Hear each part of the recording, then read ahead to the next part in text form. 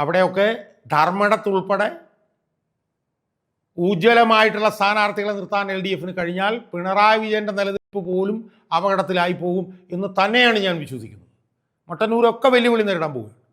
കല്യാശ്ശേരിയിലെ കാര്യം എനിക്കറിയില്ല, ആരെങ്കിലും കൊള്ളാവുന്നവർ വരുമെന്ന് എനിക്കറിയില്ല. എന്തായാലും പയ്യന്നൂർ, മട്ടന്നൂർ, പിന്നെ തളിപ്പറമ്പ്, ധർമ്മടത്തിൽ നിൽക്കുന്ന സ്ഥാനാർത്ഥിയാണ് ആര് എന്നുള്ളതനുസരിച്ച് വലിയ വെല്ലുവിളി കണ്ണൂർ ജില്ലയിൽ തന്നെയാണ് നേരിടുന്നത്.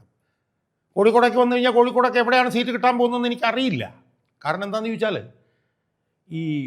ഈ തെരഞ്ഞെടുപ്പിൽ മുസ്ലിം ജനവിഭാഗത്തിൻ്റെ ഷിഫ്റ്റ് എന്ന് പറഞ്ഞാൽ നിയർ ടോട്ടൽ അല്ല, അബ്സല്യൂട്ട് ടോട്ടലാണ്. അബ്സല്യൂട്ട് ടോട്ടൽ, അതായത് മുസ്ലിം ജനവിഭാഗത്തിൽ നിന്ന് ഒരു വോട്ട് LDF-ന് പ്രതീക്ഷിക്കേണ്ട എന്നാണ് എനിക്ക് തോന്നുന്നത്. ഒരു വോട്ട് പോലും പ്രതീക്ഷിക്കേണ്ട. അത് പഞ്ചായത്ത് തെരഞ്ഞെടുപ്പ് കഴിഞ്ഞപ്പോൾ നമ്മൾ കണ്ടതാണ്.